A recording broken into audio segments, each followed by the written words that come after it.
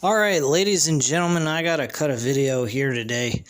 I just got a text from one of my buddies about pro wrestling with Karrion Kross, mentioning that they are totally fucking them up. My best friend Matt, who I used to do random wrestling talk with, texted me and notified me about this. Now, I knew rumors about this going on long before he told me that.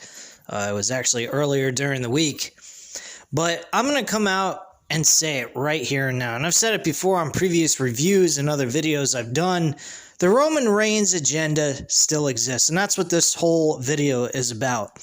Now, this is not to shit on Roman Reigns. I'm not here to hate on Roman Reigns or put him down in any way, because I don't think this is his fault at all. The man that runs the company is at fault. Vince McMahon. It's not Bruce Pritchard. Bruce Pritchard, yeah, I don't think he belongs in executive creative, to be perfectly honest with you, because I think he has his own agenda about certain things. But the end of the day, it's Vince McMahon who makes the final word on everything. Who stays, who goes, what have you. Personally, Bruce Pritchard is definitely one of them. And Nick Khan, that motherfucker's gotta go. He ain't doing things correctly. You cut people that are attractions that are on your show. Braun Strowman, okay, fine. You want to get rid of him for budget cuts? Okay, I can get that. Braun Strowman wasn't producing what he was doing in 2017.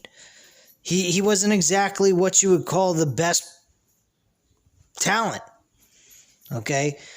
But getting rid of Aleister Black? I mean, come on, man. That was a horrible fucking decision. But there's a point to all this. They're doing it for a specific reason. Really, let's break down every little aspect. Now, I won't be able to get every fucking thing into this video. I could go on for hours doing that. But let me just touch on the major important aspects of what proves that the Roman Reigns agenda exists, that they do it for Roman. It's real simple. I've been going back, I've been watching shit that when we used to complain about, that was garbage, like 2014 wrestling, 2015 in the WWE, 2016, 17, and what have you. Whatever wrestling content I can get to within my free time that I don't mind watching and looking at, I looked at it. And I got to admit, today while I was working, since I wasn't working on the phone today, I was watching WrestleMania 31. WrestleMania 31, yeah, it was a terrible build. But let's be honest, compared to the WrestleManias after that, there's no comparison. WrestleMania 31 was an excellent show. It was a fun show to watch. The wrestling was long. They had long matches. The endings of the matches had finishing maneuvers. You go back and you watch Raw episodes from 2015. You had John Cena defending the U.S. Championship against young talent. You had a great match between him and Seth Rollins for the United States Championship, and Seth Rollins broke his fucking nose. There's countless matches throughout 2015 that people don't remember because the other things that they remember were the negative shit. As you move further in time into the future past 2015, it just gets worse and worse and worse and worse, as you all may already know that. This is 2020, and from 2019 all the way up to now, it has been the most abysmal, disgusting, pathetic shows we have ever received from WWE in its history. So, look at this talent. We have a complete stacked roster with guys that, yeah, like Ricochet. He may not be the biggest. He's not the strongest or anything like that. but the man has a place on that roster. If they went ahead and actually put effort into making the Cruiserweight Championship actually a real title, in the sense of being a main event championship, when you don't want to have a heavyweight champion defend his title on a pay-per-view or on a live show when you want to get some rating grabs. Why wouldn't you do that? I wouldn't call it cruiserweight title. I don't like the word cruiserweight.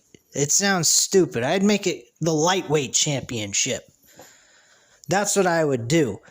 But it doesn't matter what the name of the fucking title is. It matters how the title looks, what the title presents, and who's in that division for that belt. And bottom line, guys, there are a lot of small guy talent that can be main eventers and be entertaining and and you can get value out of that. Buddy Murphy, who's not there anymore. Ricochet. Kushida. Oh my God, could you imagine Kushida on the main roster doing shit with Ricochet? I mean, the Ricochet that we used to know from NXT, not today, modern day Ricochet. I mean, modern day Ricochet is shit. Speaking of Ricochet, his attire is atrocious. He looks fucking ridiculous. What has happened to his attire? Hell, even the little short trunks he used to have in the indies during the time he was in New Japan Wrestling, he doesn't even wear that anymore. He wears fucking regular pants. The hoodie and the hoodie jacket he used to wear to the ring, he had that in the indies as well. They stripped that away. Everything they do that involved him being popular in the indies has been stripped away. Why would you do that? There are people that watch your product who love indie wrestling. Give indie wrestling the opportunity to shine in your company. People love it. It feels more authentic. It feels more realistic. People enjoy watching wrestling. That is what this show is. If you don't want to say you're in the wrestling business, quote unquote, okay. When he said to Ted Turner back in the day when they had the Monday Night Wars, Ted Turner said, "Oh, I'm in the wrestling business now, Vince." And Vince goes, "Well, I'm not in the wrestling business. I'm in the sports entertainment business." Okay. That made sense then. Because what he did was sports related of entertainment. He doesn't do anything that's athletic with these guys anymore. What do? They beat the shit out of each other for a little bit, 5-10 minutes, and then a roll-up pin. What the hell kind of fucking talent is that? You're not using your talent to their full potential. You're just wasting their time and wasting yours. That's number one. Number two, if you do that, if you compare Roman Reigns' stuff to everyone else, why aren't they on that particular level? I've actually heard JD even say that for the last couple of weeks. What the hell hasn't Roman Reigns... Why there haven't been anyone near Roman Reigns' level that's believable? I have been saying this for months. For fucking months.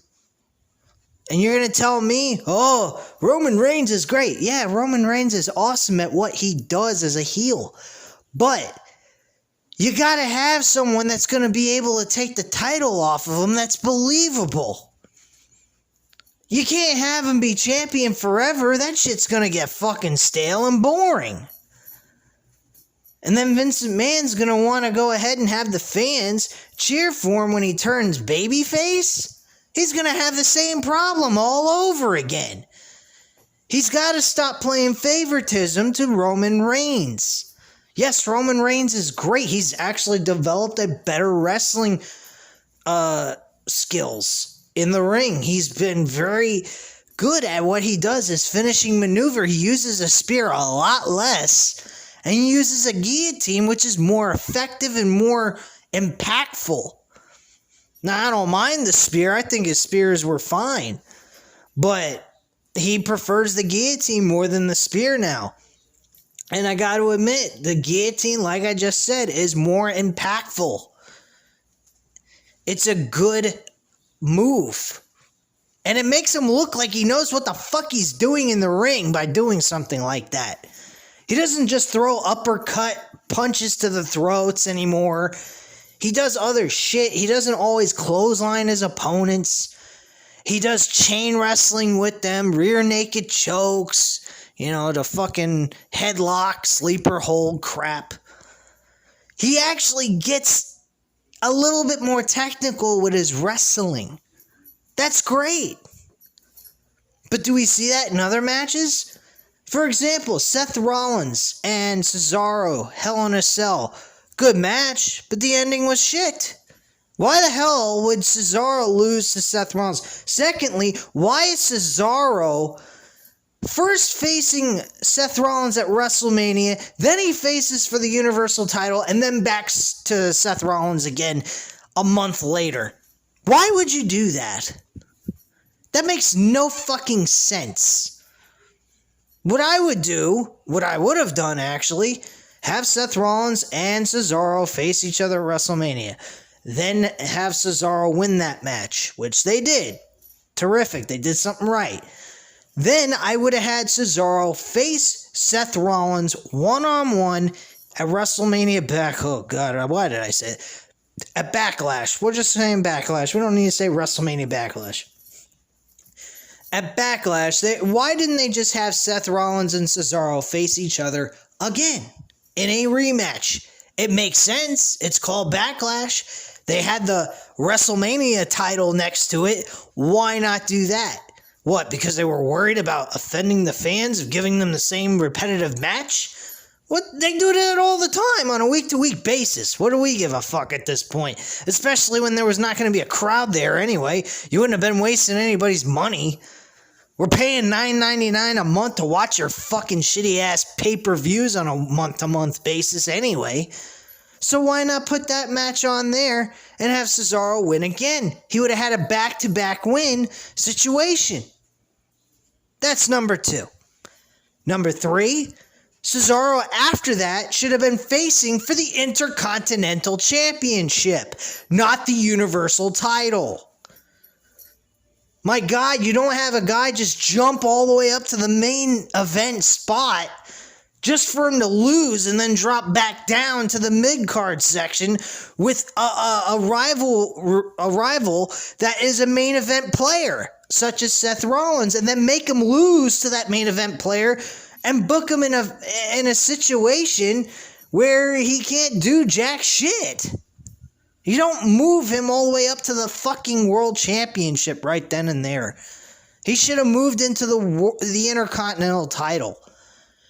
And he could have won. You could have had him win against Apollo Crews. Can you imagine the matches Cesaro and Apollo Crews could have? I think they'd have terrific matches. Apollo Crews is a great talent. He has that Commander Z's involved now, so he'd be an underdog and he'd have to overcome an obstacle to reach the title. And when he finally reaches that obstacle and get the title, he'd end up having a terrific win on his resume, which I don't think he's ever won the Intercontinental title either. He's only won the U.S. Championship and the tag team titles. That's it. So right there, he would have had a humongous win over an obstacle he had to overcome for several months. You could have stretched this shit out. You could have added, Apollo Crews retained the title one time in their one-on-one match with Aziz getting involved.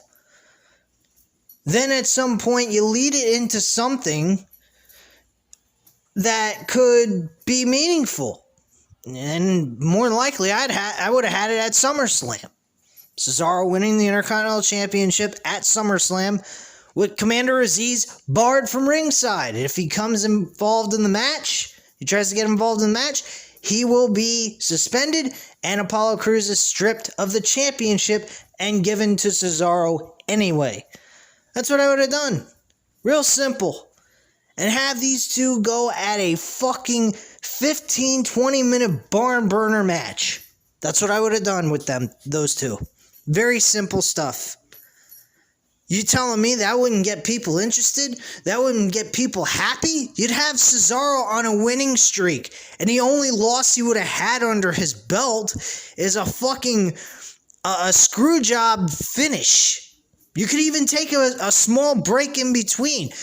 Give it a breather, you know? He gets screwed over. Commander Aziz injures Cesaro, puts him off television for a month. We don't get a Money in the Bank rematch between those two. And then you have Cesaro come back immediately after Money in the Bank, and you have them start back up with that storyline again. That's what I would have done. That's simple. What a fucking joke. Kevin Owens, he's another guy. What the fuck is they doing with this dude? He has a great series of matches with Roman Reigns at TLC, which I'm actually considered going back to watch that event because of that one match only, which is pretty fucking weird for me to even consider that, but it was a fucking great match, nonetheless. Then you have them face each other at the Royal Rumble, which I totally disagreed with that whole idea. I think Kevin Owens should have won the Royal Rumble. There's the problem right there. What the fuck is Kevin Owens facing Roman Reigns when he clearly lost the first time? Earn your spot back to the World Championship. He didn't earn anything. He got a rematch the next night. I think it was the next night or week after that of Royal Rumble, and he got a steel cage match. He ended up losing that match. Then he gets a third one because Roman Reigns chose fucking Adam Pearce. Come on, man, that's fucking retarded. 3 fucking times in a row, and you're gonna make Kevin Owens lose to Roman Reigns. I've said this 100 times. I said it during the time it was happening. I'll say it now. Kevin Owens should have been working his way through to earn a spot on the Royal Rumble. He should have faced Roman Reigns at WrestleMania for the World Heavyweight Championship, and they should only faced each other once, and that was at that TLC event. That is it. Kevin Owens was a made man when he faced Roman Reigns at TLC. Bottom line. That is the craziest thing they could have passed up. Kevin Owens was a great champion in Ring of Honor. He had everyone behind him. He was great as a heel. He was great as a face. Either one, you could choose or pick. He does a great job. He can be a total dick to the fans, and he can be a total leader with the fans. And people will buy into his character. Is he chubby? Yes. He's a little bit overweight. Who gives a fuck? The guy went in the ring with a chiseled guy like Roman Reigns and stood with him toe to toe.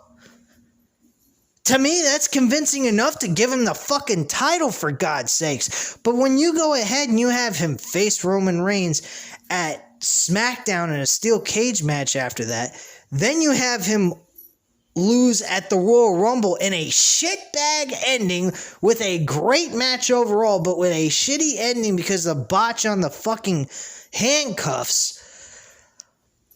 And you make him lose on top of that. 3 separate occasions he loses. Don't you think you're hurting his fucking character? And then immediately after that, you're throwing him back to where he was, cutting fucking promos about freaking the KO show? Come on, man. That's a joke. I still stand by it to this day. Kevin Owens should have faced him at TLC. We should have never seen another match until WrestleMania, where he went through a bunch of obstacles, earning his spot at WrestleMania to face Kevin Owens one-on-one. We shouldn't have gotten Edge. We shouldn't have gotten a Daniel Bryan at WrestleMania with Roman Reigns. Now, granted, don't get me wrong, Roman Reigns stacking both Daniel Bryan and Edge on top of each other and pinning them was terrific. Don't get me wrong, it was good shit, as Vince McMahon would put it. But when you want to build towards a meaningful thing and build superstars, they already had Kevin Owens right where they needed him. All they had to do was continue to apply pressure to his character, overcoming obstacles, get him through the Royal Rumble. Kevin Owens was in the situation of like what Triple H was in 2007 Royal Rumble. He had to go through hula hoops just to earn a spot on the Royal Rumble match. Okay? That's the same thing they had to do with Kevin Owens. That's all they had to do. Period. That easy. Nothing else in between.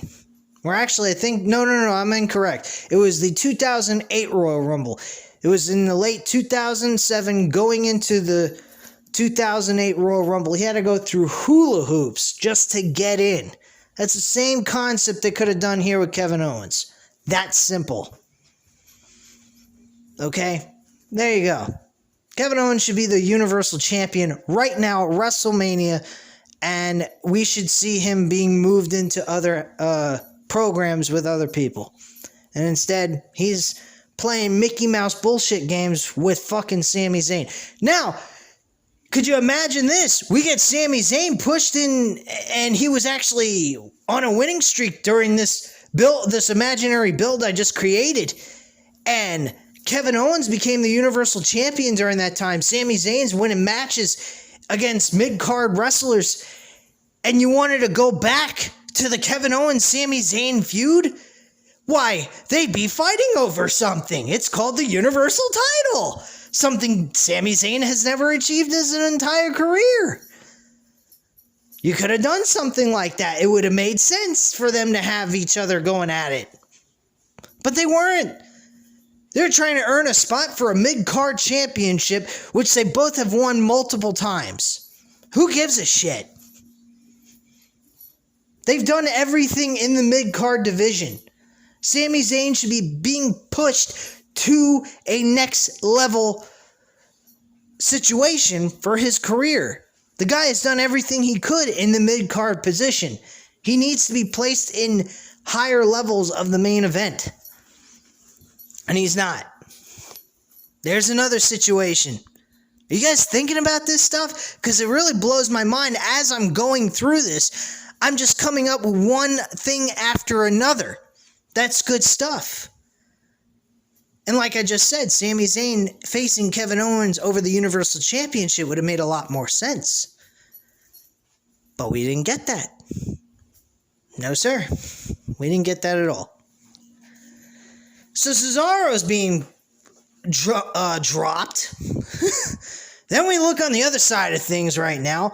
Monday Night Raw is completely atrocious. I mean, to the point where there's nobody, and I mean nobody gives a flying fuck about Monday Night Raw unless you're got a habit for WWE programming of all kinds, from Raw, NXT to SmackDown. You got nothing to fucking do on a Monday night, and you're saying, hey, what the fuck? Let me just watch Raw tonight. Maybe they'll do something great. My God, guys. They got Randy Orton. They're terrorizing Randy Orton's character.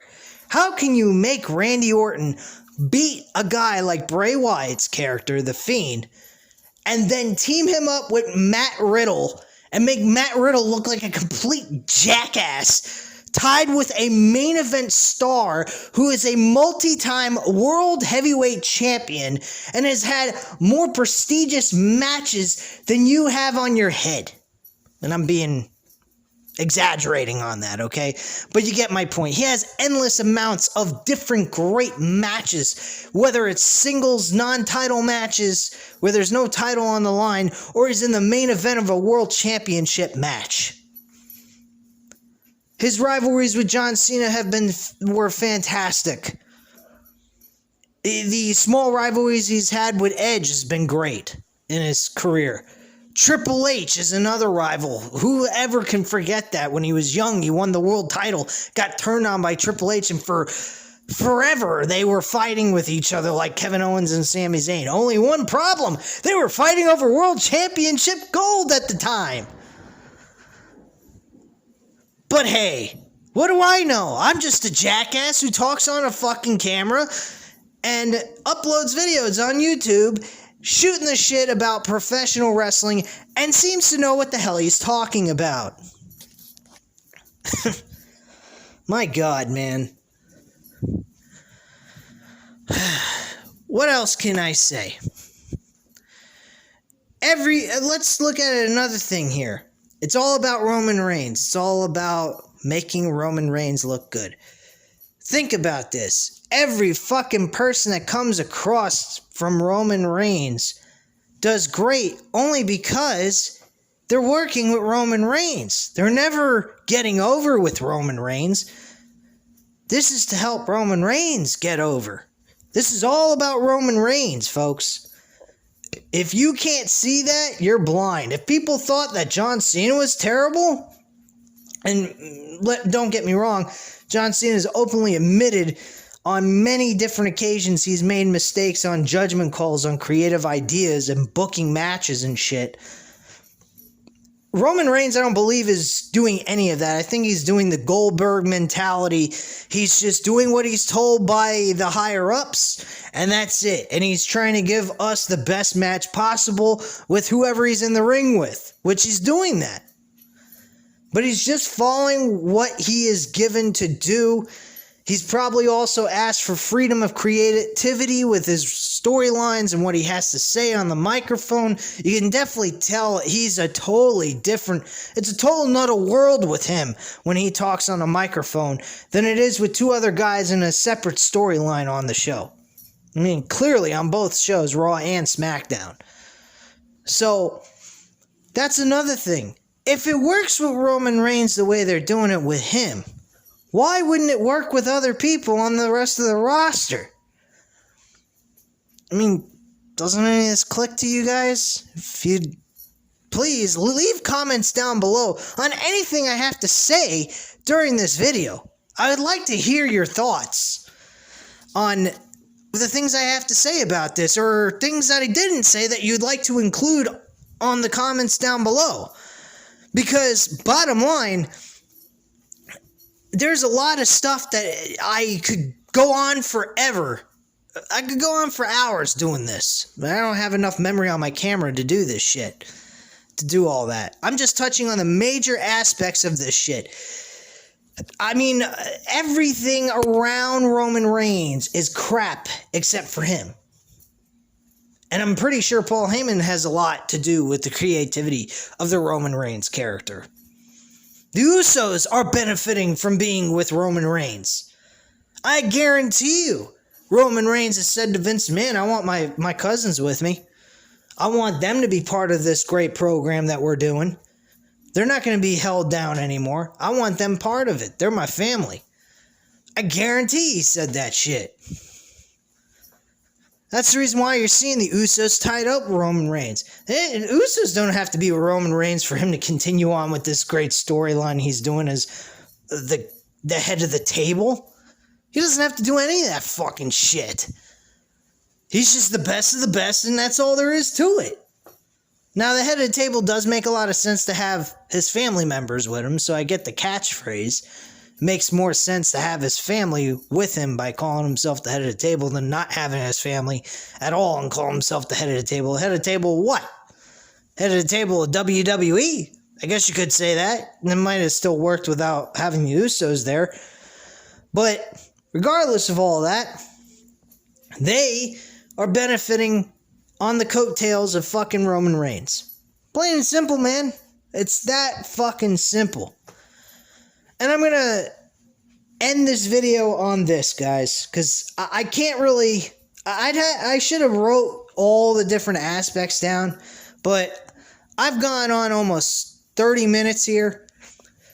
But I'm going to cut this video a little bit short because I'm running out of things to think of what to say.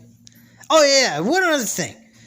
Before I cut into what I was about to actually say here. Think about this also. All the talent that's coming from NXT moved up to the main roster are always being changed. Think about why. Keith Lee, when he went up against Roman Reigns in that Survivor Series 2019 pay-per-view, he looked as good as Roman Reigns did. Do you think Vince McMahon would want another guy to look as good as Roman Reigns? Fuck no, Roman Reigns is his golden child, man. Again, I'm not shitting on Roman Reigns. If you guys are a fan of Roman Reigns, by all means, be a fan of Roman Reigns.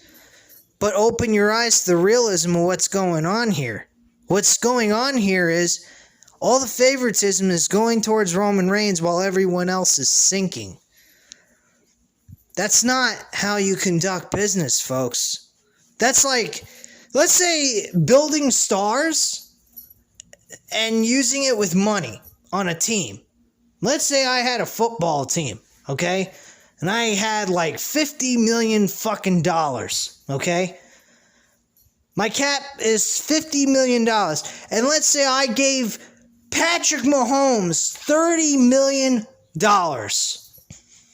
contract. Sign on as my head quarterback of my team, the starter, you got it. You get my point.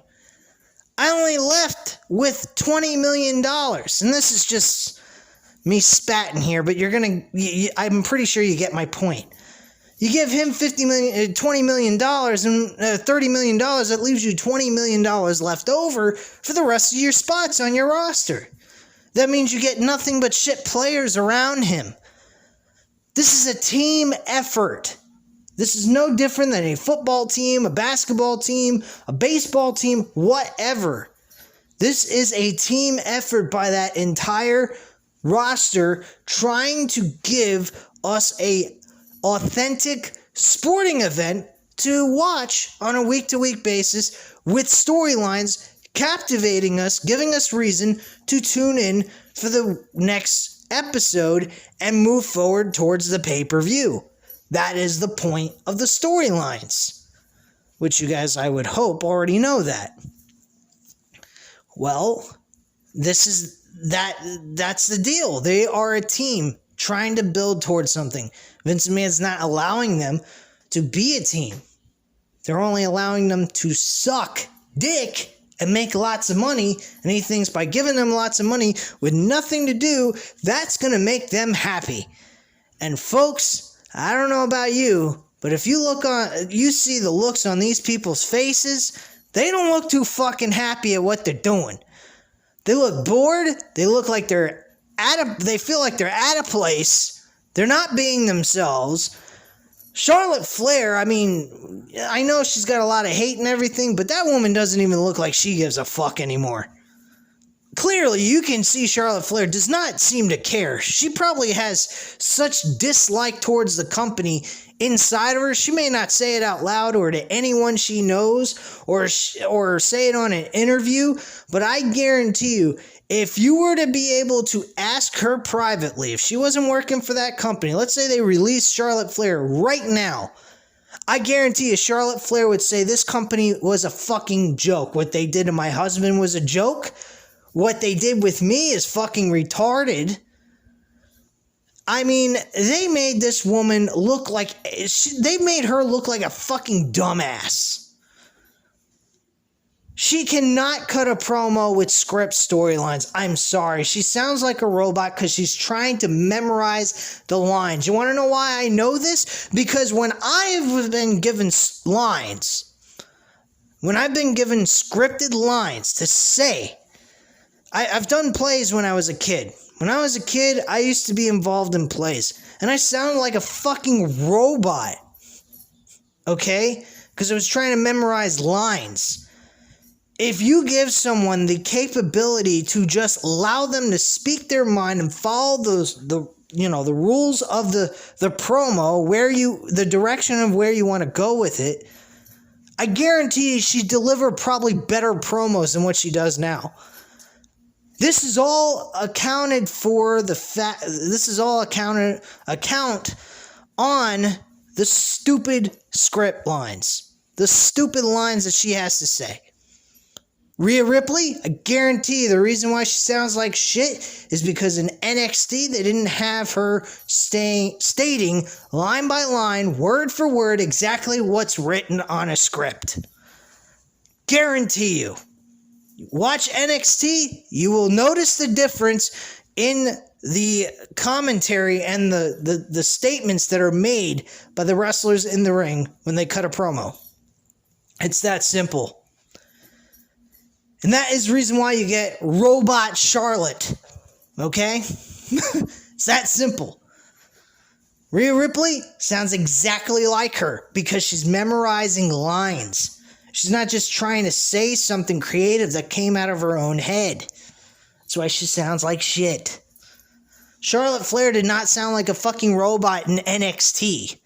If you go back and watch it from 2014 to 2015, you'll notice that when she cut a promo, she probably did not sound like a fucking robot. I just got that gut feeling. I never really watched all the NXT episodes, but I guarantee you that woman cut a promo, she didn't sound like a fucking robot. More than likely. She was highly entertaining. She was a better wrestler in NXT. She did a lot more in that promotion than she is doing in the main roster. And what's new? They all do the same thing. They all do well in NXT. They come up to the main roster, and what do? They end up sucking dick. Their personalities, characters, and everything that went with their gimmick in NXT is stripped away, given something else to do, and they look like complete schmucks. Take, for example, Nikki Cross. Now, Nikki Cross, from what I hear, is trying to be the next Molly Holly, or the fucking Hurricane 2.0. And this is something she wanted to do. I'm sorry, honey, this is not 2000 and the early 2000s. This is not... It would have worked if you were with Hurricane. I'd have liked that. That would be kind of interesting. But she'd be a fucking comedy skit. That's all this woman's going to be, is a comedy act. She's not going to be taken seriously. She's not going to be somebody you could push into a world championship opportunity in the women's division. Come on, man. This is ridiculous. It's fucking utterly ridiculous. And the other thing about this is everybody seems to just bitch and moan. Bitch and moan. Bitch and moan. I'm talking about the wrestlers. But they don't have any attitude. There's no thrive. There's no drive. I talked to one of these... I talked to one person earlier this week about that. He even stated this. I'm not going to throw his name out there or anything like that. I'd like to keep his name private. But he said something. He said these guys do not have the drive that they had in the Attitude Era and Ruthless Aggression Era. And I'll be honest with you guys. I see that in them. If they had that attitude, they look at Vince McMahon all together, not by themselves, all of them, as a group, look at him and say, this is fucking bullshit. We're going on strike. This is bullshit, Vince. We can't deal with this. This is utterly ridiculous. We look like fucking children in grown-ass bodies. It's retarded and embarrassing. That's simple. And last thing I will mention, that a lot of people probably wouldn't agree with me, and I understand why. He's a big asset. He would definitely drive a lot of people to want to watch WWE. And that's The Rock. And I'll say this, I don't think The Rock should come back to WWE. Not because Roman Reigns and The Rock wouldn't be a bad, it wouldn't be a shit match. The match would be great. But for Rock to lower his self to help a dying product that at the end of the day, yeah, it may have gave him the ability to make the kind of money he's making now in Hollywood. Why would he want to be around a bunch of people that are positioned to look like fucking asses? Why would he want to be part of a company that can't even plan things? Forget about month to month, week to week, even. Why would he want to lower his standards and go to a show like that? Now, granted, I'd never imagine him showing up at an AEW ring or some indie promotion or some shit like that. That would be fucking idiotic. But for him to even show at WWE, honestly, wrestling is beneath The Rock at this point, because wrestling is not at the same level it was once at when he left. If wrestling was still at the same level it was when he left it, by God, I would say, yes, bring The Rock back. But only because it wouldn't hurt The Rock's image.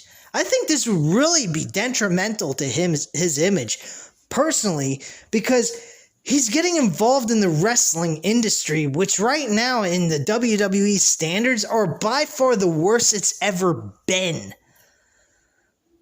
Now, granted, I know The Rock's going to come back, and he might come back and do something for them to help them out, because he is very grateful for what Vince McMahon did for him in his career, and he should be, because without him, I don't think he could have made it in Hollywood. All right? The wrestling gave him the name that he needed to get involved in Hollywood, and he was good at what he had to do to stay in Hollywood. So, to stay an actor in movies, he did what he had to do to stay within it and keep going and thriving more and more, and just doing the same thing he did in pro wrestling. He just kept getting better. That's all. That's what he does. That's why he's so damn successful, and that's why he's so damn rich with the kind of money he does. He's a very successful guy. But what is that going to do for that roster? Is that going to bring any level to that roster? Is that roster going to get higher to the same level as Roman Reigns? No, obviously not.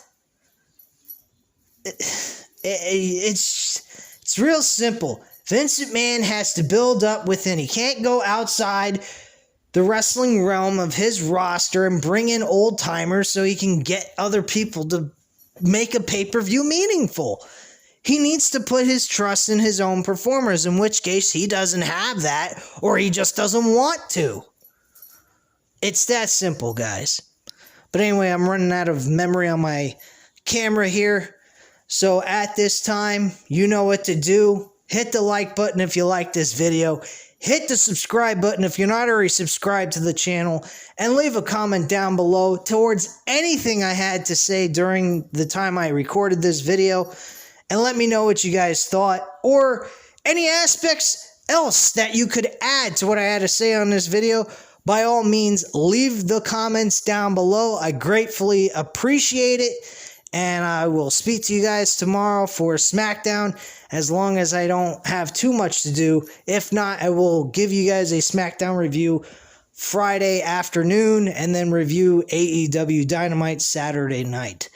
So anyway, guys, thank you very much for watching. Hope you enjoyed the video, and I'll speak to you guys soon. Bye.